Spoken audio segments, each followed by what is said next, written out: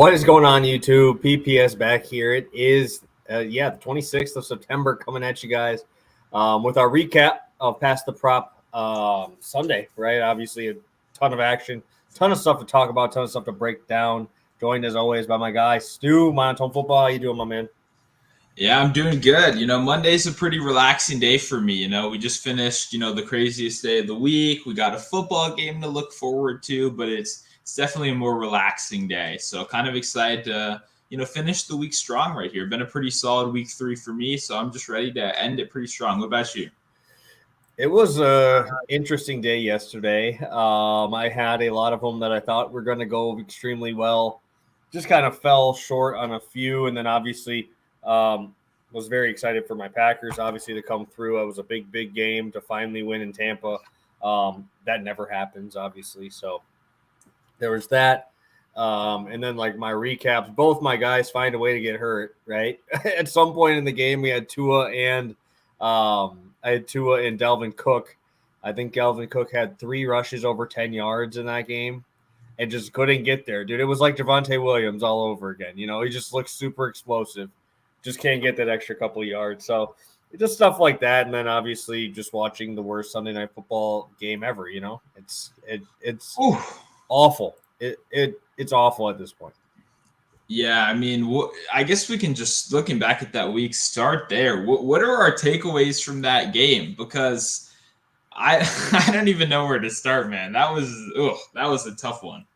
Yeah, I think they said that double the amount of total yards were punt yards yesterday. They had like 780 punt yards, and then like combined like 3 something total yards. So it was interesting.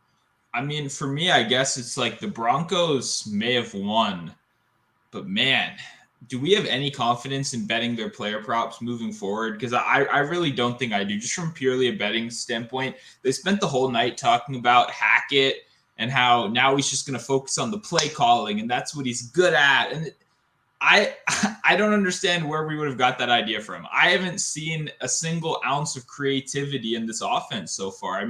I know there's some regression. A lot of people are instantly pointing the finger at Russ, and he obviously is getting older, but man, it doesn't look like they're putting him in a position to succeed at all. No, and there were some times, like there was a couple of those sacks that's just like, Russ, how do you not feel that? And stuff like that. Like, I think he expected them to be a little bit better because, like, when he was in Seattle, like, he knew he had to run away. Like, his line was that bad. Like, Broncos were supposed to be better in that aspect. Trent Williams going down was absolutely huge. That killed everything for the San Francisco 49ers. And, you can say the same thing on the San Francisco side, dude. That was the worst offense I've ever seen ever. And we're supposed to have this dude who's a mastermind play caller, Shanahan. Dude was a bum. The guy did nothing, and he didn't change anything. I get it. You got Jimmy G, but you also have George Kittle. You got Deebo Samuel. You got all these dudes. Well, if you know your guy can't make the passes, do something about it, right? Where did Brandon Ayuk go in the second half? Where'd that guy go? Like, I can guarantee you it wasn't a freaking adjustment that kicked him out of him. It's just he was unable to make the adjustments, and, it was tough to watch. It was really tough to watch. Yeah, it's interesting. That's a tough one. Jimmy G obviously maybe having the worst day of his career, and that's kind of capped off by that one play, right? Yes, we got a safety because it actually saved them from a pick 6 right there. One of the definitely on the low lights. Probably that one's going to be on ESPN top 10 worst plays if they're still doing that. I don't know if that's still a thing or not, but yeah, just a painful game overall. Like you said, real lack of creativity from both sides. I don't know. It feels like the Niners are going to be really hard to play props against all year because that's going to be their plan, right? They're not going to be able to outpace you with Jimmy G back there. They're going to slow the game down, make it real ugly. It's just kind of tough for props, I guess, on both sides, which is what I'm looking for at least. Yeah, for sure. Well, check in the chat. Appreciate all you guys dropping the happy birthday. Thank you guys. I know it's weird.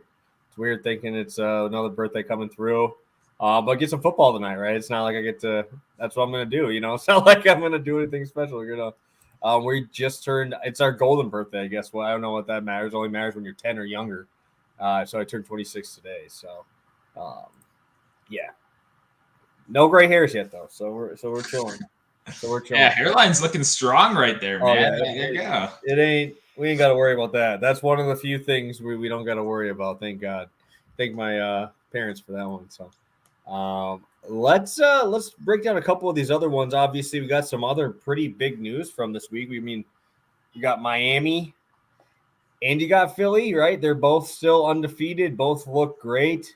I don't know how I feel about Miami. I don't really think it was much defensive stuff. I think it was mostly just Josh Allen. I don't know if it's just like the heat because those guys looked like shit in the second half. Yep. They had like 80 plays on offense. Miami had 30.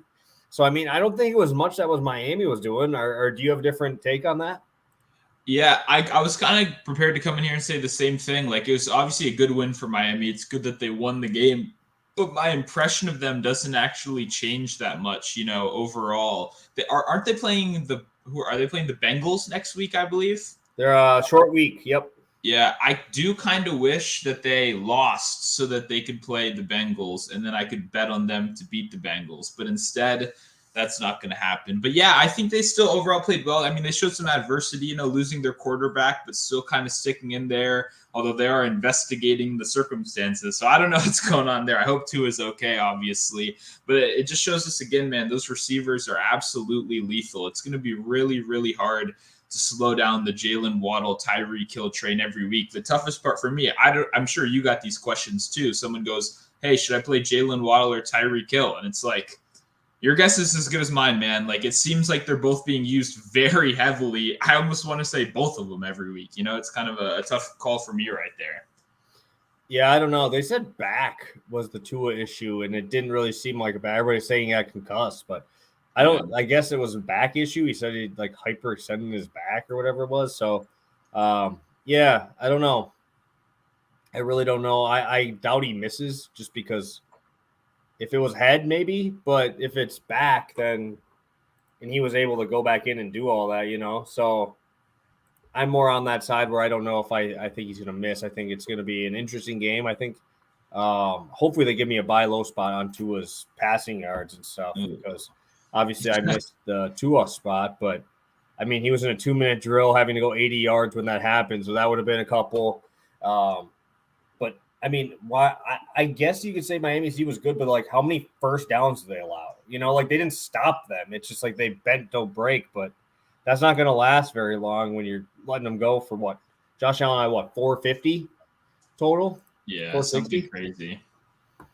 No. Cash those rushing yards, though, right? From the show, right? That was looking a little scary, I believe. Also, the Bills, speaking of that, the Bills legitimately can't rush the ball. I came on here last week and I joked that they should just throw the ball every play and that every play they run the ball, I think, why don't they throw? It feels like it's just going to be like that all season because, like, they can't. Like, they just can't. I don't know why. Singletary seems okay. Moss, okay. But I mean, Allen passing yards, attempts, all that, it seems like it's just going to have to be what they do every week when they win, right? Because, I don't know, especially if their defense is going to be like this. Let's say it like that. They need to get those guys back. If they don't, they're going to have to throw the ball a lot. Yeah, no, it was a fun game to watch, but I thought it would be better. Like everybody was hyping it up so much. Luckily, I didn't have too much DFS in it. I had Tua, and when I switched to Tua, which was stupid. I didn't want to do it, but I did, and then obviously just got screwed out of it. But I was going to say one other thing on the big-time receivers. Again, another interesting day for Justin Jefferson. What's going on there? Only, 3 catches for like 18 yards this past week against a really shitty defense. It wasn't like a defense was doing anything. Yeah, I mean, it seems like, I guess, maybe Okuda's that guy, that third-round pick, obviously, for a first-round pick, third overall, I believe, from a couple of years back. I don't know what's the deal with Jefferson. It feels like this Vikings offense is not clicking as much as it was maybe, or as much as we were led to believe when they just stomped the Packers, right? The whole world instantly kind of had that bias confirmed, right? Of this new offense is so good. Then we saw them beat the Packers. Then we were like, yeah, I knew it. And then these last 2 weeks, it's kind of been like, wait, where's that team? What happened? You don't look as comfortable anymore. I don't think we can, like, if you have Justin Jefferson on your fantasy team, you can't afford to you just have to keep sticking with it and hoping it changes because he's an elite wide receiver on a talent basis. He's shown us that in his first 2 seasons so far. So I'd have to assume this kind of gets going and turns around a little bit. Yeah, no, I literally can't. I don't know if I came on here, if it was on one of my play of the day videos where I'm like, guys, the Packers do that every year. Like, yeah, don't look into it. Like everybody was freaking out, like, oh, they need Devontae because Devontae went off there. Dude, guess what? Romeo Dobbs has more yards than Devontae Adams this year, dude. Romeo Dobbs has played like 2 games, legitimately, actually 2 games, but he looked great. I'm going to be surprised when Christian Watson comes back, what they do with him now, because Dobbs just looked fantastic. He carved up Tampa Bay. We saw both running backs get their own and all of that fun stuff. But what was my last one going to be? Injuries. Number one, running back injuries. We have David Montgomery and DeAndre Swift, both injured in the NFC North. But we saw 2 running backs step up. I draft Khalil Herbert in every single best ball league because of this. And he comes out, puts on a show. Jamal Williams puts on a show. Obviously, I don't know if Jamal Williams is going to be on waiver wires. But if you had to pick one, who would you go to? If you had to pick up somebody and they were on waiver wires right now. So this is going to sound like people won't like this. I'm going to go Jamal Williams because their offense actually scores points. And Khalil Herbert against the stacked box. The thing is, Khalil Herbert's an elite handcuff, right? It's been like that all year because he's a 3-down back and he's good. But I don't want to put anything in the Bears offense. I really don't. He's probably more available than Williams is, right? That's probably no doubt about it. So get him if you can. But Williams I bet Williams touchdown, right? It was plus 230. And I kind of said, this is a crazy number, right? Because even when Swift is in there, he gets every goal line touch. Swift has not had a single carry inside the 10-yard line this season, right? That's not his role at all. So I don't know. Williams, he's looking good out there. He's probably not going to catch too many passes, but he's one of those guys that'll catch 1 or 2 for you every single game. I'm not sure what the Lions running back depth chart is looking like without Williams, though. I don't know who else they have in there right now, but that is interesting. Herbert's going to be good too. I like both of those guys in the coming weeks. The problem with the Bears is just they don't have an offense, right? Justin Fields looked really, really bad. It's time if you're a Bears fan now to get a little bit worried, right? I wouldn't have been worried after the first 2 weeks. This is the Texans. This is the game where you should unleash your playbook, get creative, let him cook, I guess, if we're going to use the Russ kind of analogy. And it was really bad. I mean, he was looking legitimately like at times. So that's concerning for me. I'd rather just take the more secure offense. Yeah, Craig Reynolds is that third guy. He's a scat back type. But yeah, no, as an NFC North guy, it's tough, dude. It's tough to watch those guys. And yeah, the Vikings, dude, they can barely move the ball on the freaking Lions at home, So it's like you're in the best time. Kirk Cousins playing at noon, and you still couldn't really do anything. It's kind of concerning there. Lastly, I just want to bring up the Chiefs. Obviously, that's a big loss that they lost to Matt Ryan. Again, the books are going to clean you up if you take all those big, big favorites that everybody loves. We came on here. We said take the Colts, right? That's exactly where we went. Obviously, they covered and they won. Do you take anything out of that? I personally thought the Chiefs were just going to go down and score, but obviously the ball was tipped, went into an interception. Mahomes was going into that 2-minute mode, and he was moving the ball. So, I mean, it wasn't like they didn't have a chance, but obviously the ball fell as it did. Did you have any thoughts on that game? Anything that you thought was concerning? I really wasn't. I wasn't that disappointed in the Chiefs. They still competed. Just that defense really didn't do much for me. Yeah, no, this game really, like I said kind of before, I was very confident that the Colts were going to win this one. It's one I don't really have a different opinion about either of these teams. I still think that the Chiefs are one of the better teams in the NFL. They'll be Super Bowl contenders, and I still think that the Colts are a very mid-tier team, that will be solid all year. It was just kind of a tough matchup as well. Kansas City is susceptible to these last couple seasons. Like I said on the show, you're not going to beat them through the air. You're not going to shoot out Patrick Mahomes. You're going to just have to make the game as ugly as possible, count on those mistakes that'll happen throughout the course of the game and take advantage of it. Control the clock, try to keep the ball on your side of the field as much as possible. So it's an interesting one. I mean, I'm happy the Colts won. I feel a little bit validated because of that, but it's one of those situations where I still feel very good about Kansas City, right? I still think that if this game was like a real serious game, I think Kansas City wins by 2 scores, right? If these two teams play in the playoffs again, but week 3, it happens sometimes. Oh, yeah, Terrence mentioned Sky Moore, too. Yeah. Oh, is this guy going to touch the field for the next 3 weeks? I mean, if I were the coach, not once, but 2 big mistakes out there. Not a good way to increase your playing time. Not good for some of my best ball teams either. Dude, it just shows that the Colts, if they're in the lead, they're a very tough team to beat. They can smash mouth football better than anybody else, especially now that the Titans are kind of trash. Obviously the Raiders are just bums now, so it's like I don't even need to talk about it. I don't want to. They're just bad. Like, how do you just can't, they can't finish anything. Derek Carr in big moments hasn't made the plays, but I mean, you saw what happened. The Chiefs got down and they couldn't come back. I mean, that's how good this running game is. Nyheim Hines looked good even on those jet sweeps. You have probably arguably the best runner of the football up there, up the middle too. So I mean, yeah, man, it was. Pittman back is big too. You need someone scary out there, and Pittman's very reliable. Good target for Matt Ryan. I feel like that's a kind of good combo. If there's no Pittman, just bet against them, right? That's an ugly team with Paris Campbell. They didn't even have the legend Zach Pascal, who's been like their garbage time guy who comes in when T.Y. Hilton got injured every year. They don't even have him anymore. They've got Paris Campbell now, so it's tough. Yeah, so we got 1-1 in fantasy weeks. Going to have to finish off with a win here tonight. Hopefully Dallas's defense can come through. But we are to tonight's game, Giants versus Cowboys. Still a few question marks out there. Sterling Shepard is back. Most of those guys are back. Kadarius Toney out. We do not know about Dalton Schultz, which is obviously a huge piece of information. Before we even get into our props, obviously we both have our props today. What do you want to see out of this game? Is there something that you need to see from one of these sides? Is there something? Obviously, Dak is going to come back and stuff, so that's not an issue, right? Obviously, if Cooper Rush doesn't do that well, it's backup quarterback who's probably not going to play much. But are you looking for a specific guy? Is there something that really sticks out to you in this game, or a matchup that you want to see here?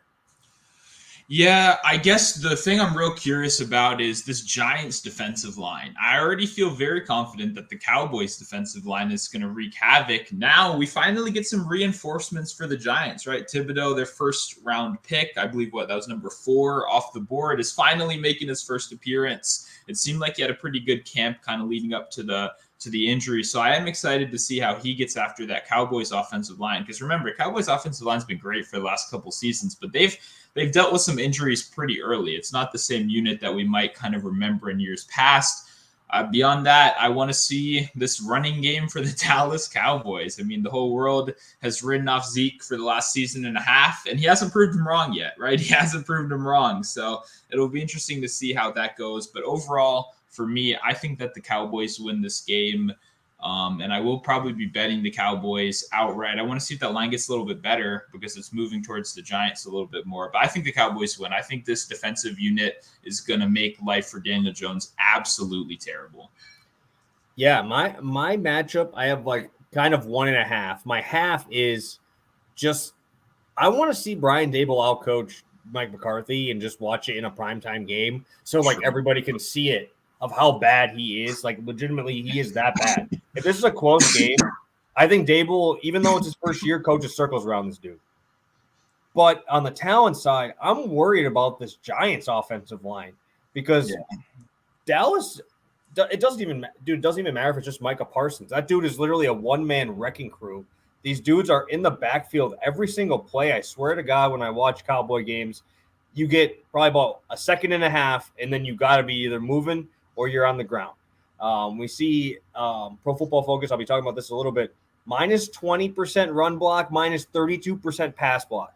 Yep. My curious thing is going to be how does Daboll contain this, right? That's what I'm curious about. Are we going to see another one of these huge Dallas defensive front games, or is it going to be this new head coach finally figuring out how they're going to be able to do this? Obviously, Daniel Jones is a little bit more athletic than people think.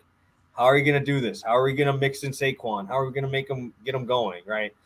That's my interesting one. And obviously, I want to see Mike McCarthy fail on Monday night. So. Yeah, no, that's a good point. I mean, for me, because like I said before, I agree. I like Daboll as a coach a lot. I thought that was a good hire. But it's about the talent he's working with. It's really hard to have a creative offense, right? Even beyond Daniel Jones, because I'm not even the biggest Daniel Jones hater in the world. Look at those skill position players, right? Saquon Barkley is obviously the by far the most talented, but there's only so much he can do against stacked boxes, right? He will be the focus, no doubt about it. What can Richie James do? What can Kenny Golladay do? What can Sterling Shepard do? It's kind of those question marks that have me really concerned. And yeah, I don't know. I feel very good about the Cowboys winning this game. I really do. If I wasn't out of my survivor pool, I might pick the Cowboys just to really kind of show my confidence there. But I picked Washington last week, so I am out. Maybe that shows how good I am at survivor. But I just think the D-line versus O-line mismatch is just a little bit too much. I think Parsons, like you said, I don't know if you remember this during the offseason show. I think we got a question about Parsons, maybe defensive player of the year. And I was kind of like, look, last season, no one knew about him. No one knew about the versatility he possessed. We have tape on them. I think offenses are going to be able to adjust a little bit. That seemed like a terrible take, right? I don't think that's true anymore. They've had a whole offseason. The guy still looks equally as dominant as he did last season. So I don't know. I think that the Cowboys take care of business. I'm surprised we're seeing so much Giants action. Cooper Rush, I know he sucks, but he's good enough. He's just a solid game manager kind of quarterback. So it is what it is. He won't fumble 8 times like Daniel Jones will. So we'll see. All right, guys, it's about that time. All right, let's get to our year-to-date. I fucked us over last week. I owe us one this week. I was the one who lost both. You crushed yours. Thank God for Dameon Pierce. He saved my week for me. So we owe you some winners, or I owe you some winners. We got both of our plays. We got 40 of you guys here in the chat. Smash that like button while we get started here. I'm going to kick it to you, Stu, to start us out talking about those Giant playmakers. We'll start out with one here. Yeah, man, we all got bad weeks sometimes. Okay, I had a terrible week too, and then I hit our Monday, I hit our Thursday, and I hit our Saturday. So I'm going for 5 straight on this one. And I do got to correct you. We got plus 115, not minus. We still got plus 115 over on MGM. They're still hanging a good line for us, or at least at the start of the show. Hopefully it's still there. Sterling Shepard, over 4.5 catches, plus 115. I'm running that one for half a unit out here today.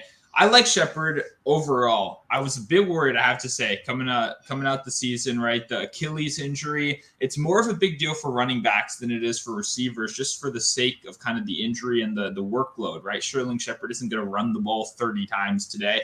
We need him to catch the ball 5 times. And this is really what he's done very well over the course of his career. He's kind of served as that safety blanket, that low ADOT receiver, that guy that hangs out kind of near the line of scrimmage. He's running 10-yard routes. He's not getting super deep down the field, and he's just someone for Daniel Jones to reliably get the ball to. In an offense with Kenny Golladay, Richie James, all these guys that I mentioned before, you really do need somebody that's reliable. And like I said before, Saquon Barkley, I think this defense is simply going to come in. Let's not let Saquon Barkley beat us. We hear this all the time. We heard it last night with Deebo Samuel and George Kittle. I think we're going to hear it again. Let's not let Saquon Barkley beat us. He's going to touch the ball a lot. Don't get me wrong. Saquon will have plenty of opportunities to cash his props. But I think Sterling Shepard kind of serves as a better pivot right here, especially if you guys agree with me on the kind of opinion that this D-line is going to get after Daniel Jones. Because if Daniel Jones is constantly facing pressure, he's going to need to target those lower ADOT receivers that are running those short intermediate routes and just get the ball out as quick as possible. So I think Sterling Shepard racks at 5 catches. I was impressed with what I saw last week. He obviously didn't get there in week 1, coming off the Achilles. It seemed like he just showed up. Like it seemed like nobody knew if he was going to play. He had no time to practice in week 1, was kind of getting caught up a little bit. It was very good for me to see he caught this in week 2. He looked comfortable in that offense. This is obviously a huge game. I think he gets the job done in week 3. I love it. I'm going to another Giants pass catcher. I'm going to a combo. This is DraftKings giving me this plus 100. Richie James, 20 yards. Pollard, 35 yards rushing here. Richie James, he's actually been a revelation for this offense with how bad they have been. Who would have thought we'd be talking about Richie James 3rd week into the season? I think Kadarius Toney injury is huge. Yep. I think that's really going to help him out. But he's seeing 6 targets a game, right? Catching 5 out of 6 in both games. And what I do like is we're averaging 55 yards per game, but he's not getting these huge plays to like skew his numbers or anything, right? He's averaging 11 yards per catch, but his longest catch on the year is only 16 yards. So he's finding a way, moving the chains. He's just that little safety valve. I'm curious what they're going to do with Diggs, how they're going to move him around on these guys, if he's going to shadow. I doubt he shadows. I don't think he's going to absolutely just follow around Shepard or follow James around, but I think exactly what you were going to say, exactly what you said about them not letting Saquon beat them. I think that it has to be. That has to be it. But you have Mike McCarthy, so nothing is exact here. He's stupid. So definitely could see it here. I love Richie James. Only 20 yards is needed here. Obviously, the Pollard side is the harder side to get. I think it's like minus 165 or minus 170. But Pollard hit this in both games against the Giants last year. He's done a very good job against the Giants in his career. Over 70 yards in both the games last year, which was really good to see. I'm curious on what this workload is going to be for Zeke versus Pollard when everybody is literally calling for them to give Pollard the ball. Because if you watch these games, it's evident that Pollard is more explosive. He's more efficient. Every time he touches the ball, something positive happens. Even if it's not on that exact play, it's the next time around, right? That they do the same thing and Pollard gets a break one, right? He is so much better, so much more explosive. I get it. That's why I didn't take him to have like a touchdown early or anything here, because you see a lot of stuff with Zeke on the goal line. That's fine, but Pollard is so much better. And he hit it in his last game, missed it in week 1 when they only ran him 6 times. And what happened? They won the game where they gave him the ball more, and he got double the touches that he did in week 1. So if they want to win, I think Pollard has to be one of the biggest focal points, and especially if Dalton Schultz is out, I think we see him all over the place, maybe even in that slot receiver spot. Maybe we see those little jet sweeps too to get Pollard the ball in space. When he's in space, he just has another gear that you don't see many guys have. So sign me up. Pollard has been great. I think he has another good game here tonight. Yeah, no, I think it's a good play, too. I noticed we got double plus money. Where's plus money Bob today? Where's he when we need him, right? Coming out here with the double plus money. But the thing, I've never been the biggest Pollard guy. Not that I don't recognize everything you just said about his talent and everything like that. I just think a lot of people assume if a guy has 5 yards per carry on 6 carries a game, that he's going to have 5 yards per carry on 20, per game. And that just never, ever happens. But I do agree that an important part of this game for the Cowboys is getting Pollard involved. Because like you said, he clearly is one of the most explosive guys that got out there, especially if they keep doing nothing with CeeDee Lamb. I don't know how to say that in a nice way, but CeeDee Lamb kind of seems to just be out there doing his thing, but we kind of expected him to be this top tier guy. But Pollard really has just been consistent, nothing but consistent for them since the beginning of last year. I don't know how this split goes, really. Zeke is around. He does it, like I said to you before the show, people keep hating on him. I keep kind of wanting to defend him, but he hasn't actually proved anyone wrong. He still kind of keeps just going down, being very average. So I think we see more and more Pollard, especially, right? Cooper Rush is the quarterback. They want to control the game. They don't want to put him in positions to fail. And that means establishing the run early. As for Richie James, I like this one. 20 yards is obviously very, simple kind of metric to hit. He's the wide receiver too. I mean, if you want to count, I think Saquon Barkley is the wide receiver one, but yeah, out of actual wide receivers, he's the wide receiver number 2. Darius Slayton, barely is on this team still, so he's around, but it seems like he might just get cut any week, and obviously, like you said, Tony is out. So at plus 100, I do think this is a pretty solid combo right here. Yeah, and you forgot to mention Kenny Galladay getting yelled at in the media every single week too. So, yeah, it's just a big shit show out there. But hey, 2-0. They're still 2-0, so can't complain too much on them. We'll see what happens here. And I have that same kind of thought here that I think Dallas is going to win, which is why I kind of like these two in the way that we have them. We have some questions in the chat. Let's kick it off here with Jay, one of the regulars. Thoughts on Daniel Jones over under 25.5 rushing yards? I can start this one just because I did kind of talk about it when I think he's going to be running for his life. I definitely could see this. I would lean to the over just because I think he is going to have to run away a lot to make things happen, whether it be making plays down the field or doing it with his legs. I think he's going to be out of the pocket a lot. And if you're going to give me that many opportunities, I really do think that we see the over here happen. That's where I'd lean. I don't know if I'd take it, but I do think I would lean over here if I had to pick a side. Yeah, no, I mean, that's the thing about this too. It's the same exact logic. I actually just looked it up to check. They still haven't posted rushing attempts for this one. And it's the same way I felt when I came in here about Justin Fields in week 1. And I said, look, the San Francisco defense is going to force him out the pocket all the time. Those 1-yard runs, right, where it's practically a sack, but the quarterback reaches his arm out and gets it over the line of scrimmage. That's a rush attempt right there. And I want to profit off of that. But as I just checked, they don't have rushing attempts once again. I do like that more if that does become an option. I like having the chance to take advantage of those goal line possessions where you get the quarterback sneak. I like rushing attempts a little bit more than yards, but I do think yards is still a solid look. And I think I could end up getting there in some way or another by the end of the day for sure. Perfect. Thoughts on Saquon over 77.5 tonight? I'd probably lean under. I like his receiving a little bit more than I do like his rushing, just because I'm not really in that headspace thinking that this line is going to be able to move Dallas's front seven here very well. I like his receptions line. I've been seeing a lot of people on the love for the receiving yards. But I'm really concerned. I mean, obviously he's got elite volume. He has RB1 volume. Yeah. But what are you thinking here? I have to lean under if I'm going to look at the spot. It's tough for me. I probably do still lean over just because, I mean, I came into last week, kind of wanting to bet it as well. And obviously we saw the price of carrying the ball for 20 times a game against a stacked box. It's a hard task, right? And he's going to have to do it again.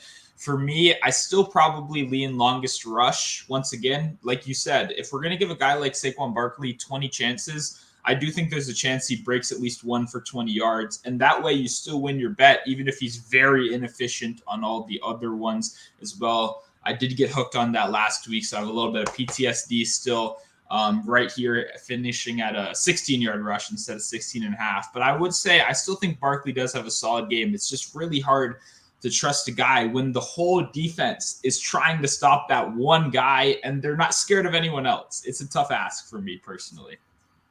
Yeah, no, I definitely like that spot. I think that it's going to be dude, these books are smart, dude. They're going to be real close on a lot of these lines with it being out for this long here. Zeke over under 78.5 rushing receiving. Just because I'm on Pollard, I'm probably going to stay away from this one. If I had to take one, I'm taking the under. I think that the 63 or 64.5 on Pollard is the spot I would go if I'm going to do an over-under on rushing receiving. Dude, it's just, man, how inefficient and how mad am I going to get at my TV? Every time I watch Zeke get a touch, I'm happy he gets a touch, and he goes for 3 yards. And he gets tackled on a 3-yard gain. Or, at least with Pollard, you could hit it in one. He's got home run potential. He's got the ability to do it, and he has a much better receiving role in this offense, at least early on in the season. So, I do like Pollard a little bit more than Zeke today. And I would probably lean to the Pollard over and the Zeke under. Yeah, I'm pretty indifferent on this one. I've seen some smart people on the under. I guess the problem still Zeke. We got to remember Pollard's the pass catcher, but Zeke is a much better pass blocker. He has been dating back to his days in college. He's actually a very, very good pass blocker. If they are constantly under pressure or just they want that safety blanket for Cooper Rush out there, we could see those dump downs kind of add up over the course of the game. But I also would lean under too. I mean, it's just hard watching Zeke play. Like every time they hand him the ball, you're like, are we really just going to keep doing this? Like 3 yards at a time? Is that really the way we want to run our offense? So yeah, for me, I probably kind of agree with you and lean under. For sure. Let's look. I did see that last one come in. We got 2 left. Let's do 2 more. I'll kick it to you here. We got Noah Brown over under 3.5 receptions. What is he? I mean, Gallup is here. How often? I mean, the real question is Dalton Schultz playing? This one needs a lot of information to be filled out for me. I don't know if you saw Mike McCarthy's dumbass came out and said Michael Gallup is not going to be playing 70 snaps a game out there right when he comes back. Bro, Dallas runs 62 plays a game. What the fuck? Nobody's running 70 plays a game, dude. He doesn't give you anything on how much Gallup's gonna play. Literally, it's like talking to a freaking wall. Yeah, Gallup's out though. Gallup's out for this one. Is he? Sure, Did they come out with that already? Yeah. At first, earlier in the week, they said we think he's gonna play, but he just backtracked today, and I don't think he's actually gonna end up suiting up. Okay, it's still scary, bro. Especially if Dalton's. If Dalton plays, I mean, dude, there's just so much information still needs to come out yet. That Dalton spot is really important here. Are you saying if Dalton's out, you like the over? If he's in, you like the under, or what? Or you like the over either way? I probably like the over slightly either way. I would definitely like it more if Dalton Schultz is out. It seems like we've almost got another Mac Hollins situation right here where CeeDee Lamb's on the team, but Cooper Rush loves him some Noah Brown so far this season. Even in that first game where he came in and for Dak getting injured, he immediately threw 2 passes to Noah Brown. So it seems like they may have that practice squad connection going on so far. So did we see anything on Schultz? Is there something on there? Are you guys? I see Turbo saying Gallup and Schultz are out, right? I don't know if this is just referring to Gallup or if it's referring to Schultz, but I haven't seen anything on Schultz at all. So I'm still up in the air on knowing that information. If you guys did see that, let us know, because I think that's obviously the biggest piece of information of the night. Yeah, no, Schultz should still be up in the air. I don't think that one's decided yet. Most likely out was Aaron saying. Yeah, okay. That's what we were guessing before the show started, but it's still anything could happen. But yeah, I would still think Noah Brown has a pretty good game.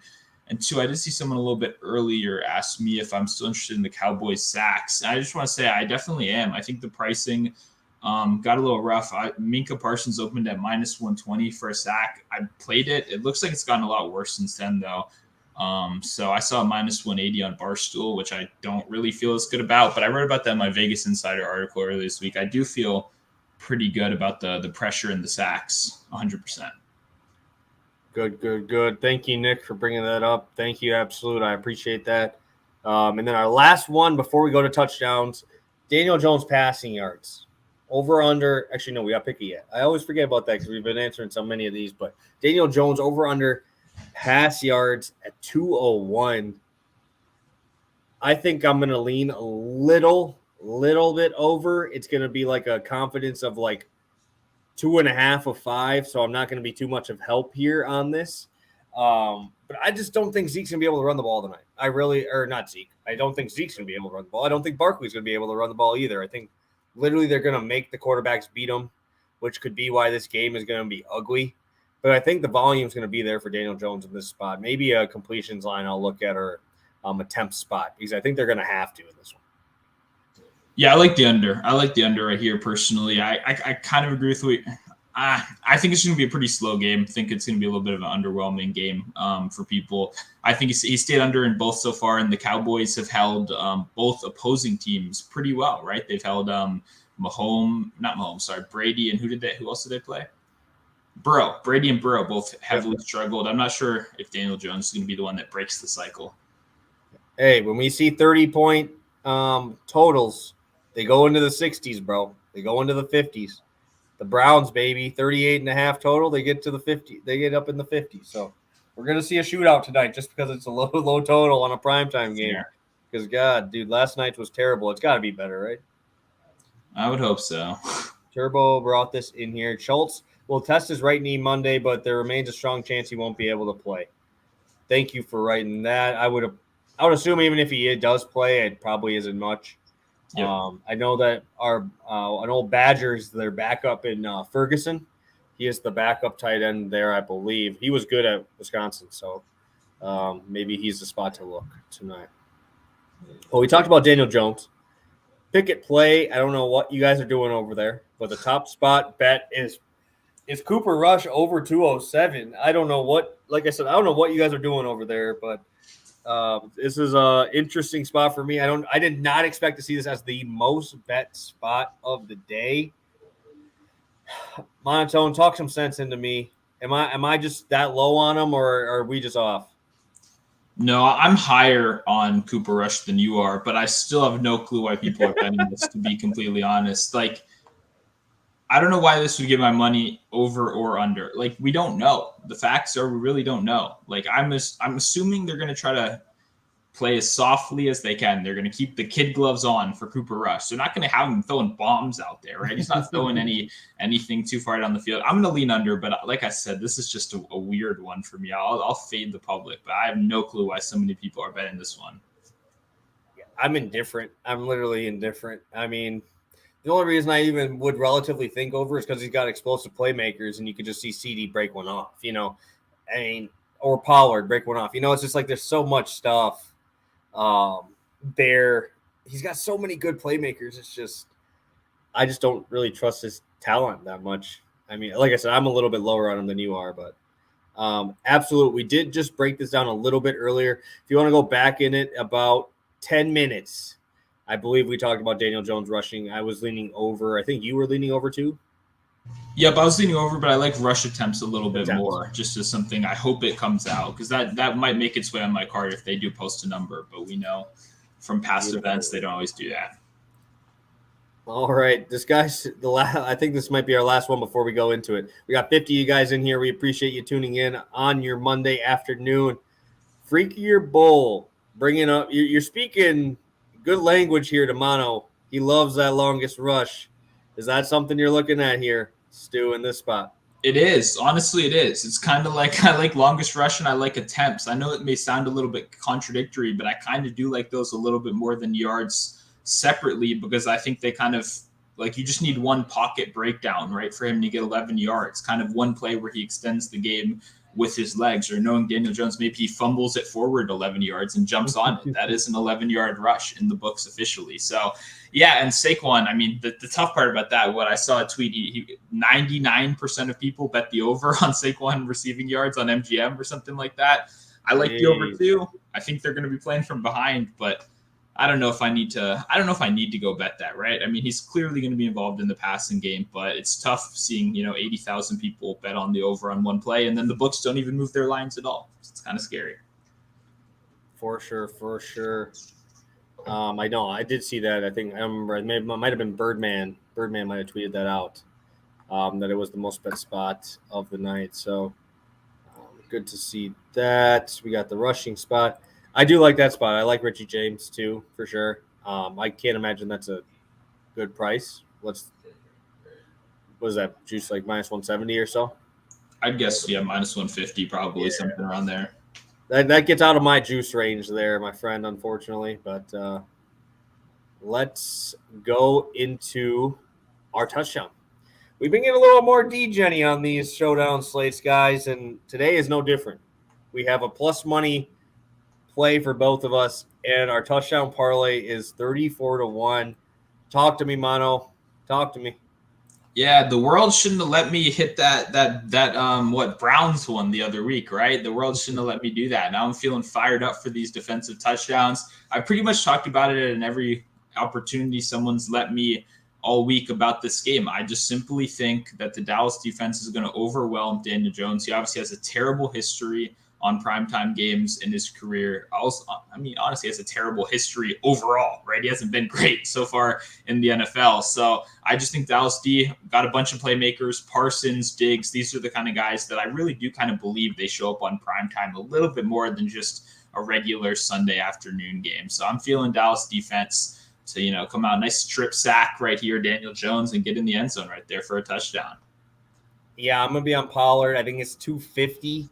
For him straight up. Scored last week, and I just think that we're going to have to see him get the ball to get these explosive plays down the field to start happening.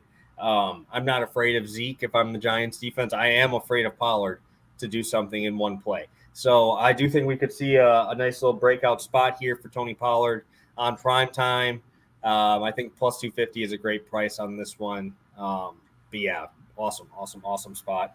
I hope Dallas scores, baby. I hope to God you are right. Let's give me like 9 sacks and a touchdown, bro. Hey, I hope so. That would be very fun for me. I would just enjoy that, just as a hater of the Giants. That would be fun. I'm not a fan of the Cowboys, but hey, I can't let them go 3-0. I don't know why people keep thinking that's going to happen. I've already written off in my head. They're not an undefeated team. They're going to be 2-1 after tonight. Yeah, dude, I almost completely forgot they were undefeated. Terrence, I did not even check the DFS one, but congrats. I know it was a really, really bad week for a lot of people. My Mac Jones lineup was solid. Mac Jones was balling out there, but nobody else on my team stepped up, okay? You guys got to stop hating on my dumpster diving quarterbacks. It's going well. Just the rest of the team was a rough week. Yeah, no, I had who shit the bed for me. I had I had a couple guys shit the bed for me. It was not a great week. Well, Tua got hurt, and then they had the ball for 8 seconds, so for the whole second half. So that didn't obviously go well for your boy. But hey, we come back next time, and we come back and hopefully win a couple more here. So I think we got to everything. Let's go through our quick recap here, and we'll be on our way. 45 minutes. We appreciate all 40 of you guys who are still in here at the end. Thank you guys so much for tuning in. 36-12 on FanDuel. That's a hell of a price there. Yeah, Dobbs was off. Olave did fantastic in London. Love that. I love that. Here we go. Let's kick it to you here first, Stu. Yep, I'm going half a unit on Sterling Shepard over 4.5 catches. That's plus 115 over on MGM. And then, like we said before, no clue why this is the most popular play of the day. I'll be going a slight under on Cooper Rush. Cooper Rush. Maybe you should incorporate some branding right there. But yeah, no, I'll fade the public on this one. And I will be on Richie James 20 yards plus Pollard 35 rushing at plus 100. And I will be on the under as well in this spot. I wish I could just put neutral, dude. I think he's gonna get 207. Give me exactly 207. And then our anytime touchdown's gonna be, I guess, 36-1 on FanDuel now. But we saw our boy Plus Money Bob pop in here. He's seeing all this plus money. I love to see it. Let's kick it to you here, Mono. Before we head off, what do you got for the people on this Monday? Yeah, man, make sure to follow us, obviously, both over on Twitter. Definitely check out the Pikkit app, too. That's obviously where we get the tail or fade from every week. If you sign up for Pikkit Sports with code PTP, they'll send you between $3 and $100. And guess what? You don't actually have to do anything. They just give it to you. It's pretty cool. I like free money. You guys like free money. We all like free money. So code PTP over on Pikkit. Obviously, we're both posting stuff over there, interacting with the community as well. So it's interesting. We got football. I'm almost looking forward to Thursday a little bit more, though. I'm kind of getting ready for next week. Today's game, I'm just looking forward to seeing the Cowboys win and adding a couple more zeros to my bank account, Yeah, for sure. Yeah, thank you guys. I appreciate all the love at the beginning of the show. Appreciate all you guys tuning in. I think we had like 50 or 60 of you guys in here live on a Monday afternoon, so that's awesome to see all you guys in here. We appreciate you guys dropping these kind comments. That's what we're here for, trying to help you guys out. Thank you guys for tuning in. You guys are awesome. So Plus Money Bob must be – I've never seen Plus Money Bob with a minus sign in front of a play. So I like to see it. Like to see it here. So it's going to be a fun game. I think it's going to be a fun game. Hopefully Dallas's defense drops 2 touchdowns, 8 sacks, and wins me this fantasy game here this week. I need them to come through for your boy here. So thank you guys again for tuning in. You guys are the best. We'll see you Wednesday for our DFS show and our Thursday Night Football. Good game. Dolphins versus Bengals should be a fun one. So have a good one, guys. Peace.